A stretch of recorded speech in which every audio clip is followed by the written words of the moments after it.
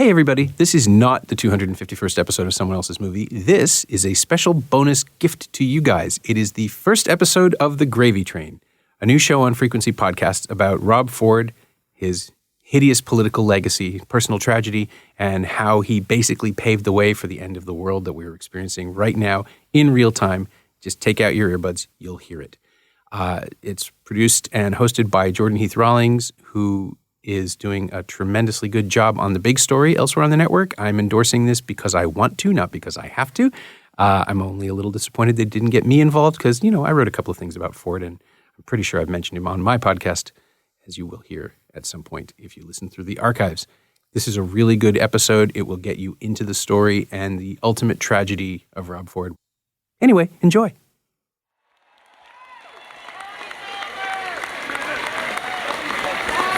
The party with taxpayers' money is over, ladies and gentlemen. We will respect the taxpayers again. And yes, ladies and gentlemen, we will stop the gravy train once and for all. Where did Stop the Gravy Train come from? It came from a focus group. Because everyone, Gravy Train was something they had in their mind.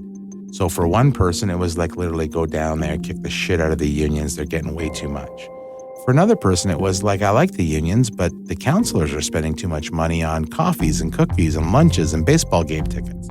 For someone else, the Gravy Train was, these tax increases are killing us. And so the Stop the Gravy Train meant something different to so many more people, and that's why it blew wide open to 50 in the polls. Rob Ford, the man, the politician, the brand, also meant something different to so many people, to most of the world. For a few months, he was a punchline. The mayor was charged with being way too exciting for Canada.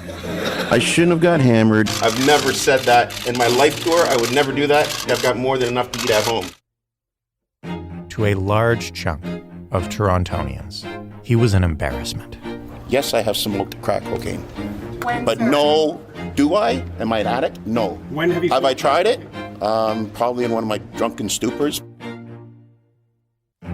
To an almost identical chunk of the same city, he was a working-class hero.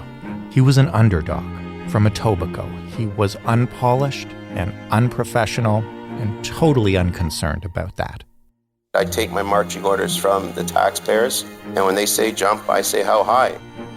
To those closest to him, he was a family man, a father, a neighbor, and a football coach. He said, I want you to remember that I'll always love you. Life for me has been hard with only my mother to believe in me. And most of the time, Coach Ford would be the one I could turn to for moral support. He was also an alcoholic, and he was a drug addict. I don't even remember after some of the stuff that you guys see me, the state I've been in, it's a problem. And all of those things were as true during his meteoric rise as they were during the devastating spiral that brought him down. To all of us back then, he should have been an example that democracy was changing, that politics was going in a new direction, and that the media was totally unprepared for what they were about to face. You look at Donald Trump, and I thought, look at Rob Ford. He blazed the trail about down with the elites. I'm Jordan Heath Rawlings, your host on The Gravy Train, the story of Rob Ford and his legacy.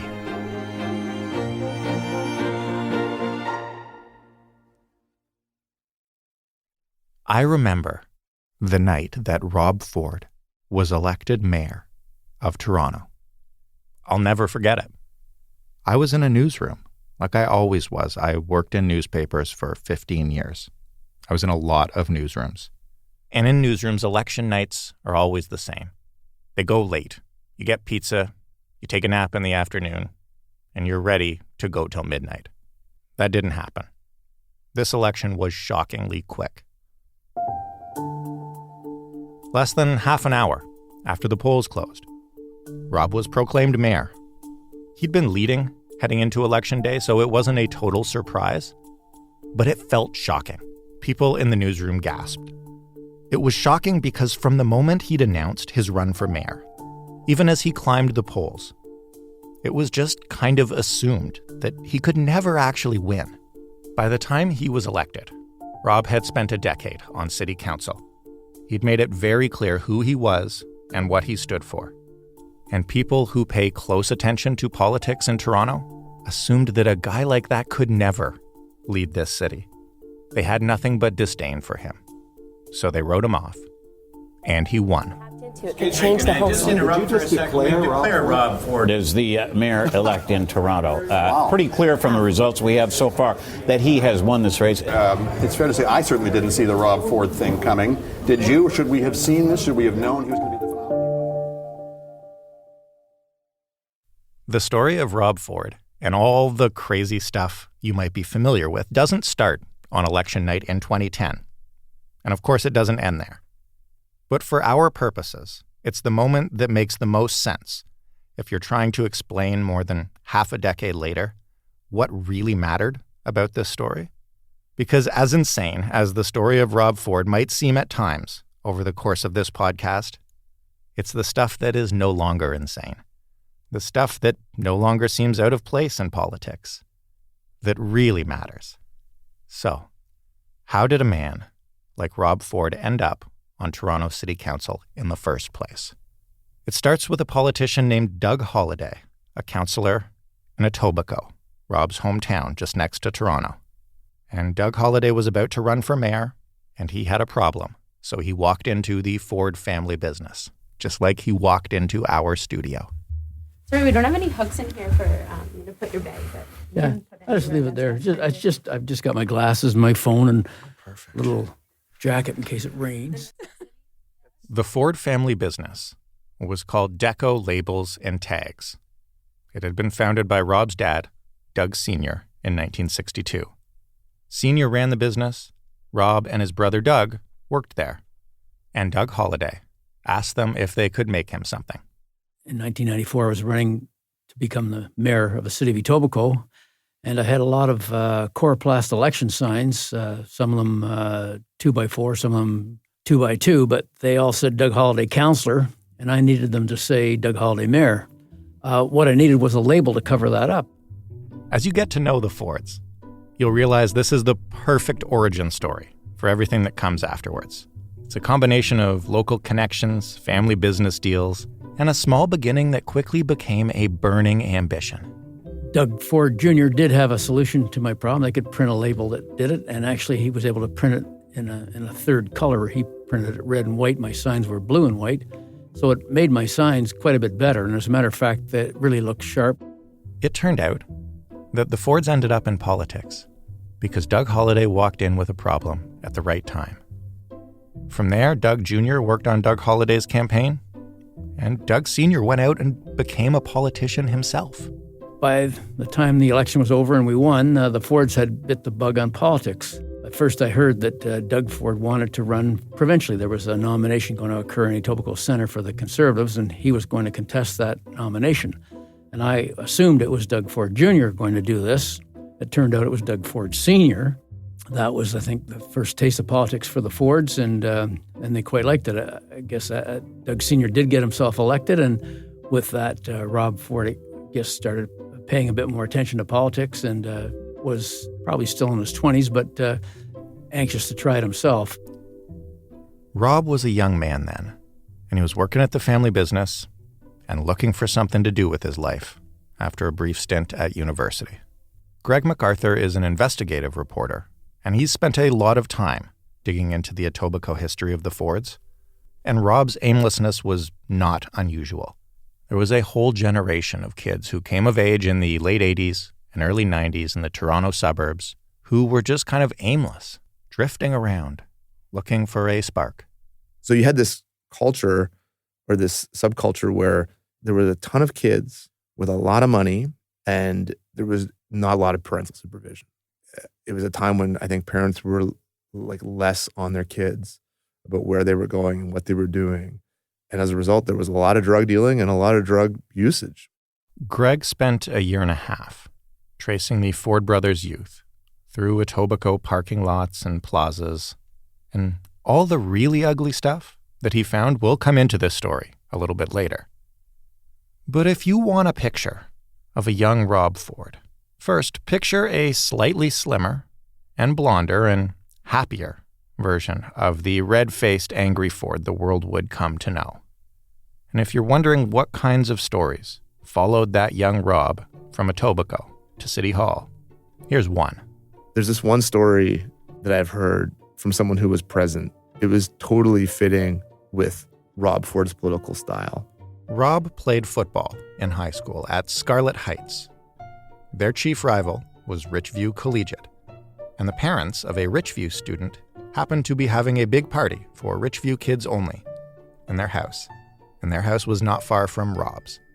And Rob showed up to the party in his Scarlett Heights football jacket, extremely intoxicated. It was somewhat exclusive. It was supposed to be just for Richview kids, and he hadn't been invited.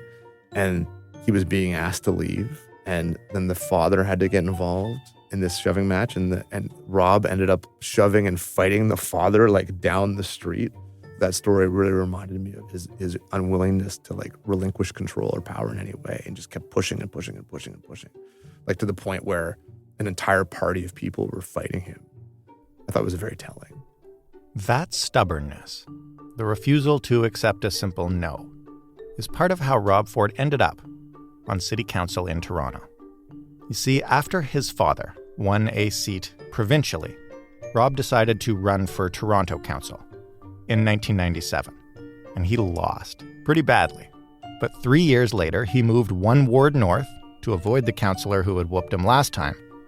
And with some help from his dad, who oversaw the same area for the province and who held the family purse strings that powered his campaign, he won on his second try.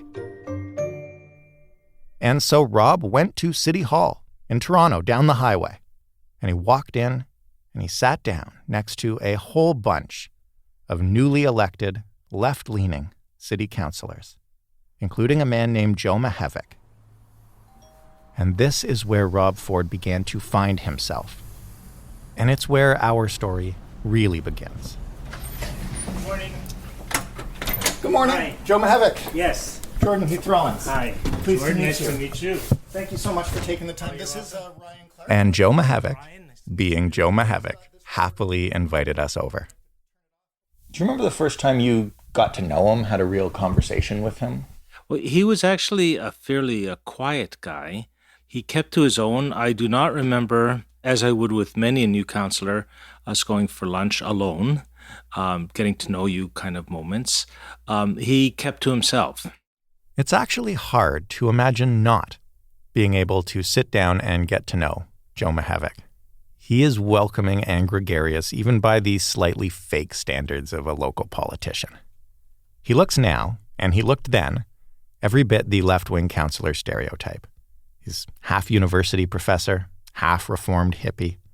He's the type of guy who will offer you homegrown eggs from the chicken coop he keeps in his backyard. It's fresh. Never had a fresh egg, so I'm looking forward to it. And if you do... What was interesting is that the way he was privately or alone was very different than when he was in front of a mic. In front of the mic, there was a certain Rob, and he was, let's call him the ranting counselor. He would get up, and it pretty well was a canned speech. What does that speech sound like? We're wasting taxpayers' money, that leave people alone, get the government out of people's face. Virtually every city department is wasteful. Every so often, Rob Ford would record a video for YouTube. He had his own channel, and it was his preferred method of communication. And these videos would prove Joe's point about the message at the heart of his brand. So, at the end of it all, if you add up the golf passes that we get for free, the free Board of Trade membership, the free exhibition place, the free Casa Loma, the free conservation, the free TTC pass, the free zoo pass, the free parking pass. You multiply that by 45 members of council, you're looking at minimum minimum savings of $20 to $30 million of taxpayers' money. This is what I talk about of wasted money at City Hall. This should be eliminated every single budget meeting. I tried to get rid of this, and they laughed me out of the council chamber. The infamous slogan would come a little later, but the brand that built Rob Ford, that was there from the very beginning. Doug Holliday, the guy who helped the Fords get into politics, was now also a councillor in Toronto. And so he knew from back in Etobicoke what Rob was all about. Holliday's brand was as a penny pincher too, just like Rob. But he was not prepared for how far Rob was about to take it. When he got down there, one of the first things he did announce was he was going to follow my lead, and he was going to try to do some of the things that we'd done as mayor of Etobicoke and as we were doing at the new City of Toronto Council. I had the lowest expenses, and so in order to get the lowest expenses to beat me, he simply paid for everything, which I didn't think was the way to do it. And that went a long ways to creating, I guess, a brand for him. For the couple of $1,000s a year that it cost him to do that, that was something that he couldn't have paid. He couldn't have bought enough advertising to ever accomplish what was accomplished because he spent that money. Here's how it works. City councillors have a budget they can use for things to keep their offices running. Everything from meals to pencils and paper to bubble gum if they want to submit it. But those expenses go on the public record, and the City of Toronto began to publish them on its website. And so if you filed for 0 expenses because you could afford to buy everything out of your own pocket, you could then go through those records and take some pretty embarrassing numbers about your colleagues and point them out to reporters. And Rob used that quite well. He had his staff list some of these expenditures of some of the councillors and some of the waste that was going on. And some of it made interesting reading, and some of the papers, of course, would pick up on that. And that, again, just heightened the brand. It wasn't as though those expenses didn't exist before Rob got to City Hall. It's just everyone used their expense budget and nobody weaponized it. It was in the budget to be used. It wasn't that it couldn't be done. It's just that nobody'd done it before. And this became a hallmark of a council with Rob Ford on it. The first time I met Rob Ford, it was after I was elected in 2003. Yeah. And it would have been on council. And I actually think he sent me a note congratulating me on my victory. That's Karen Stintz. And Rob should have been on her team. She was a fiscal conservative. She knocked off a long-time incumbent. And she joined a group that was already forming right-leaning opposition to Liberal Mayor David Miller. Miller had made no secret of his plans to invest in expansive transit projects and thousands of new affordable housing units. And he had given in, notably, to the union after an infamous 6-week-long strike by the garbage workers left the city's streets oozing with filth. So Miller was an easy target for a team of conservative councillors. But the thing is, Rob hadn't been on a team since high school, and he had no plans to join one at City Hall. Rob was not really part of the opposition. We had actually formed an opposition called the Responsible Government Group, and Rob didn't want to be part of it. He was always a lone operator. And so he would pick causes as opposed to opposing David Miller, recommending cuts to the watering of the plants or to office budgets or to various small items that made big headlines. He was the man that would find the dollars that we were just not paying attention to. And he used to, say, my father would always tell me, if you look after the cents, the dollars will take care of themselves. And he was very much that person. Did he ever burn you with those expenses? Well, he did actually erroneously. He had tallied up my taxi expenses, and he posted on his website at the time that I took I think it was a $500 taxi ride on New Year's. And in fact, I hadn't taken a $500 taxi ride on New Year's. It was the sum total of all the taxis I'd taken in the year that they had added up and put as one taxi ride. And why it was so frustrating to me was because I was actually in the hospital with my daughter because she had pneumonia on New Year's. So I knew for a fact I didn't take a cab on New Year's. So I did talk to his office, and they did amend it, but they weren't interested in making friends of councillor colleagues. Rob typically didn't spend his time at budget meetings or committee meetings. He believed in direct customer service, so he gave out his phone number to anyone, to his constituents, to other constituents. He wanted them to call him, and they did. I was brought up in a business. I was brought up in my dad's business, and he said there's 2 rules in selling. The first rule is the customer's always right.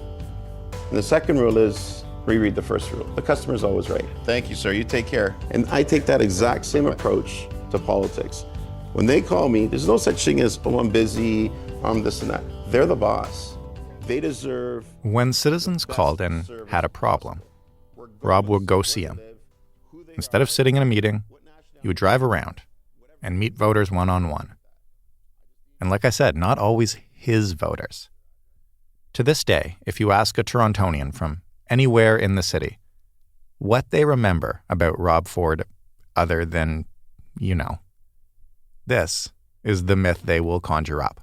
The one thing he did do as well is he would take calls from people all across the city who were frustrated by the city and their councillor. So to be candid, there wasn't a lot going on in his community. So he had time to be visiting the city and in everyone else's community. And often he would send a message to councillors' offices, arranging a meeting with their constituent and city staff, and then demanding that the councillor be present at his meeting that he called for a community concern in another councillor's area. And it was very frustrating to be called to a meeting that he'd organized without any concern for whether I actually could fit that in my schedule, and then left the impression with the constituent that I didn't care. Tell me about that meeting. You clearly remember one of them. Oh, it was about windows, and it was about a constituent who was complaining about her neighbor's new home that was built, and her position was that the windows were not in accordance with the building code. And this battle went on for years because the neighbors just didn't like each other. I had got drawn into it until finally I said, I can't do anymore because fundamentally you just don't like your neighbor. And so she called Rob Ford. The weird magic of Rob's common touch was that it didn't matter who else had told you it couldn't be done. When Rob Ford came out, he would either convince you that he's the guy who could help you, or that nothing really could be done. And that was it. What was amazing to me, actually, was that even though I had gone out and met, as in my personal example, I had gone out and met with this woman probably 3 or 4 times. And yet it was only Rob who could tell her that nothing else could be done.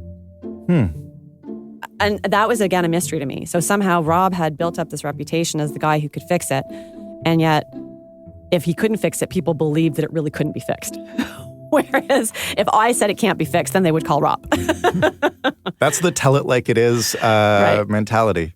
But I later found out, because when I was running for re-election, she had a giant Rob Ford sign on her lawn when he ran for mayor. The famous thing about Rob is that someone would phone him up and my pipe isn't leaking, or some bureaucrat said no when I wanted him to say yes, and Rob would fix it. That's Gord Perks. He was and still is the councillor for a Western Toronto ward. He's a tireless advocate for city services and the environment. In fact, the first time he set foot in City Hall, it was not as a councillor, but as an environmental activist. As you may imagine from that introduction, he was ideologically opposed to Rob from the moment the two met. But he sat near him in council, and he has an insider's view of the myth I just described. No. What Rob would do is say, you are right. The system is broken. You should have got better service than that. Your perception that government is your enemy is absolutely correct. I will go fix it. And then, and this is something that only those of us who were here in the building know, he would do absolutely nothing to fix it. Nothing. His success came from telling people they were right, not in delivering fixes to their problems. He was profoundly lazy in terms of understanding how the city of Toronto worked. To councillors like Perks, who considered themselves progressive, it wasn't just Rob's misunderstanding of government that bothered them. There was another side to Rob that was unavoidable. He made it very plain to anyone who was listening with even half an ear open that he was deeply racist, sexist, and homophobic.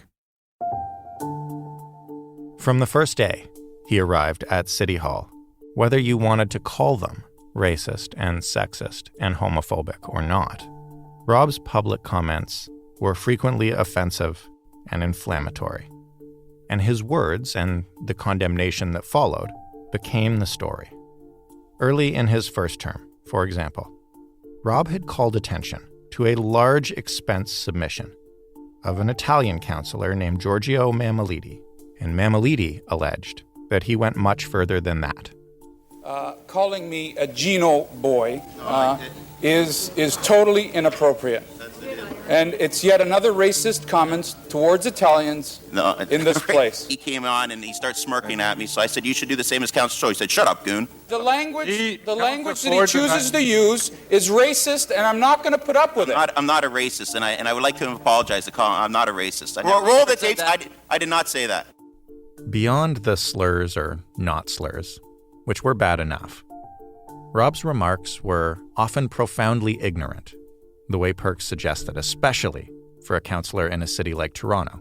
Even 15 years ago, Toronto was one of the most diverse cities in the world, and it had perhaps the largest openly gay community outside of San Francisco. And yet, somehow... It's very preventable. If you're not doing needles and you're not gay, you won't get AIDS probably. That's the bottom line. So that is one example. Here comes another one, and just know that there are a lot of these, and I could make this episode half an hour longer if I wanted to. Those Oriental people work like dogs. They work their hearts out. They are workers nonstop. They sleep beside their machines. That's why they're successful in life.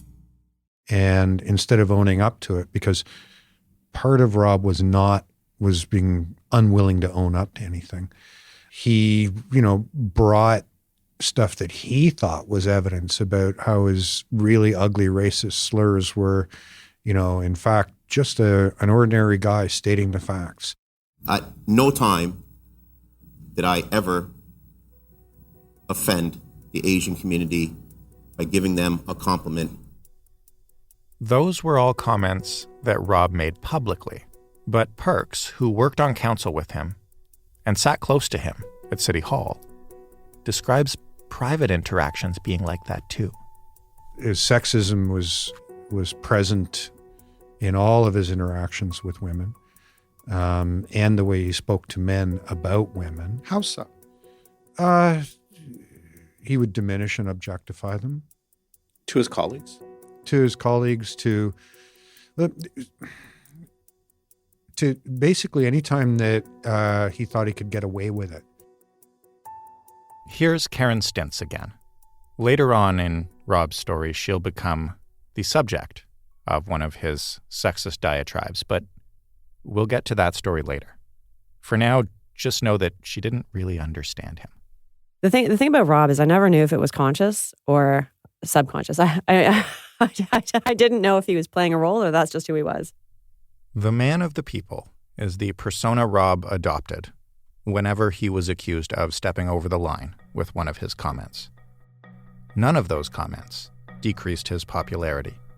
None of them really did anything tangible except provoke condemnation from his colleagues and fill a lot of column inches in newspapers.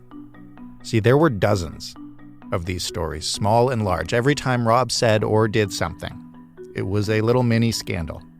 Here's a good example. He was kicked out of a Toronto Maple Leafs game in 2006. He was screaming profanities at a couple who was sitting nearby. A man asked him to be quiet. Rob asked the man who the fuck he was. Then he turned to the man's wife and said, "Do you want your little wife to go over to Iran to get raped and shot?" Then, when the inevitable firestorm erupted, he told the media he wasn't even at the game. Except it was later revealed that he'd been handing out his business cards to everyone sitting nearby. And Ford recently apologized for being drunk and belligerent at a Leafs game. I made a mistake. I'm only human, and I don't know what more to say. I apologize. There were a lot of apologies, and it eventually became obvious that these weren't exactly isolated incidents. By 2008, there was plenty of evidence that behind the scenes, the Ford family, which by then included Rob, his wife Renata, and 2 young children, had some serious issues. You know, every family has their problems behind closed doors, as you know. It's just I'm in public life and mine are more exposed than others. Outspoken City Councillor Rob Ford now back at work after shocking allegations by his wife that led to criminal charges. Rob Ford placed a 911 call to the police late evening, March 25th, because of his spouse's irrational behavior. And as a result of consultation with the police, he left the family home with the children. In what will, you'll notice, become something of a pattern. When reporters asked voters about Rob's latest scandal, they stood by him. They really liked Rob. He was a man of the people, and he was entitled to a personal life. Should he step aside, or that's should he a decision he'll have to make. Past that, I really can't comment. He's been charged with some very, very serious offenses. Anytime you're dealing with a domestic situation, one of the unfortunate realities of political life is that your private life is public. And these sorts of situations are unbelievably complicated, require an extreme amount of sensitivity, and they really are no business of any of us. I think the allegations against him are greatly blown up. As a councillor, I think he's great, one of the greater ones on the council. I think sometimes we jump to conclusions too quickly. That's my personal opinion, and I think it'll play out in the courts. The fact that he's got the children probably says a lot. In this particular case, the charges were eventually dropped, and the media did not pry further into the councillor's home life. And Rob went back to building his brand as a penny pincher and a man of the people. And there was a growing segment of Toronto who were buying it, despite the scandals or maybe because of them. Maybe they normalized him. This is one of those things that I mentioned at the beginning that might have seemed insane at the time, all these scandals making no dent, but that doesn't seem insane anymore. Doug Holliday, who understands exactly where the Ford family comes from, can explain why some of the worst stuff to come out of Rob's mouth just bounced right off him. Rob always was outspoken, and sometimes he didn't have his thoughts in line, but lots of times he made sense if you really listened to what he had to say. The thing with Rob was, I guess, in some of his personal life later on, it came apart. But politically, I thought Rob was very astute, and he knew, from a common sense standpoint, what needed to be done to manage the affairs of the taxpayers who voted and put us on the council. It was the brand. He was helping the little guy all the time. If you phoned him up, he'd come to your house. I don't know how he could have had time for other things like reading the agendas and following the detail of managing the city, but you can't be on the phone 12 hours a day. Or I would sometimes get a call late at night from Rob Ford, and it's because my number came up in his system somehow, and he didn't recognize that it was me. And he called, and he'd say, "It's Rob Ford returning your call." I said, "Rob, I called you 2 days ago, and it's me, and I saw you yesterday." But he had that system, and I think he printed out the list. I don't know, and then wherever he was, he'd just keep dialing those numbers. There's a key part of Rob Ford's brand that inspired so many people. It's why they loved him so much that no scandal could ever make a dent in the image they had of him. It's the part of his image that casts him as the plain-spoken regular guy. The guy who would come on over to help you out, your man on the council. If you don't care much about politics, that's what matters to you. But if you care about politics and the way it works, if you care about the bigger picture or the policy or the process like Gord Perks does, for instance, then it's impossible to understand why people respond so emotionally to what Rob Ford is selling, because it must seem obvious to you that it will never accomplish anything substantial. But that doesn't matter to them.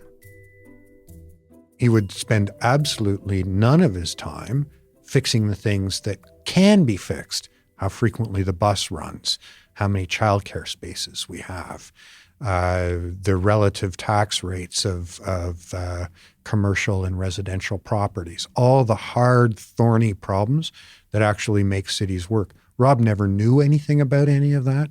He never cared about any of that, and he never spent 1 minute on any of that.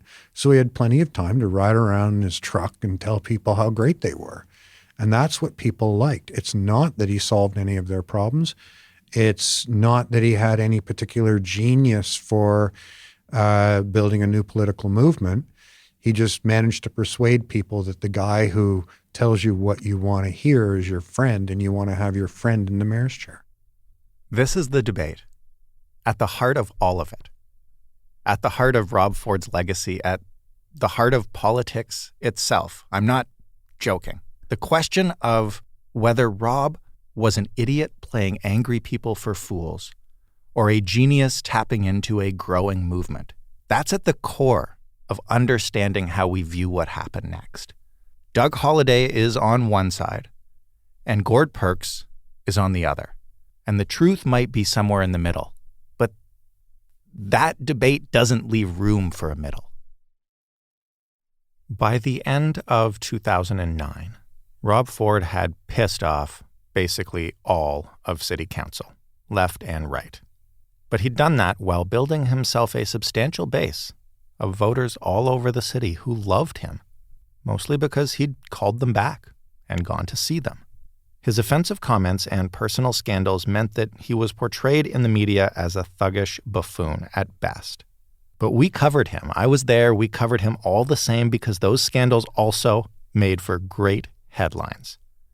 He had been called a racist and a homophobe repeatedly and publicly by councillors and the media and everyone else. He'd faced charges of domestic abuse. He had been mostly absent in the actual day-to-day operations of the council he sat on.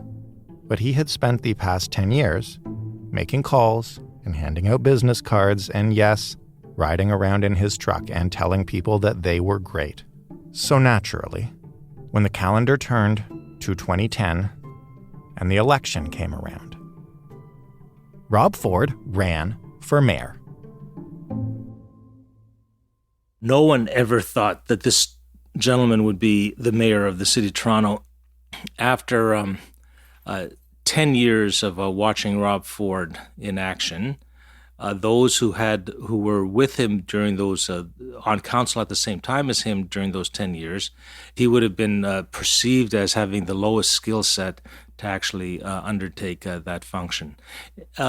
When he announced that he was going to run for mayor, most of us said, "Are you serious, Rob, that you're going to do this?" And he says, "Damn right I'm serious. I'm going to go after you guys." The way Karen Stintz saw Rob Ford in 2010 could apply to basically every councillor. He was not a threat.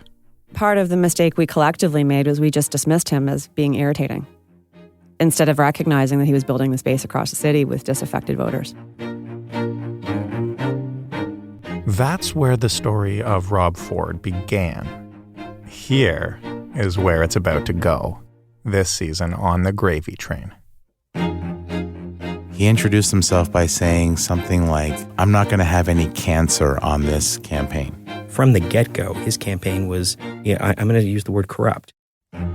It was all war all the time. I said, you got to make a decision. You got to choose. You want to do football or do you want to be the mayor of the city? They talked about finding empty alcohol bottles in his office. They talked about him clearly being drunk at evening events. Trying to decide, did I really just see the mayor snorting coke off of some woman's hand? Ain't no party like a Rob Ford party. There's no video, so that's all I can say. And people said, if you are 1/10 of your uncle, you have our full support. There was nothing for one of his kids that he wouldn't do. He was one of the first of the right-wing populist, screw the government types that have emerged in this decade. And it worked. I'm Jordan Heath Rawlings, the host and co-author of The Gravy Train. Annalisa Nielsen and Stephanie Phillips are producers and co-authors. Ryan Clark is also a producer and our sound engineer. Rob Purchase and Daniela Giantomasso handled archival sourcing for all those clips you hear. Editorial guidance came from Claire Broussard and Amal Delich, and it wouldn't sound this good without them. And we had our production assistants, Lucas Iannetta and Matthew Morrow, doing everything else that needed doing. If you enjoyed this episode, you better hit subscribe. There's more coming. You can also find this podcast, the other one I host, called The Big Story, and about 10 or 12 others at frequencypodcastnetwork.com. They're all excellent. Go give them a listen.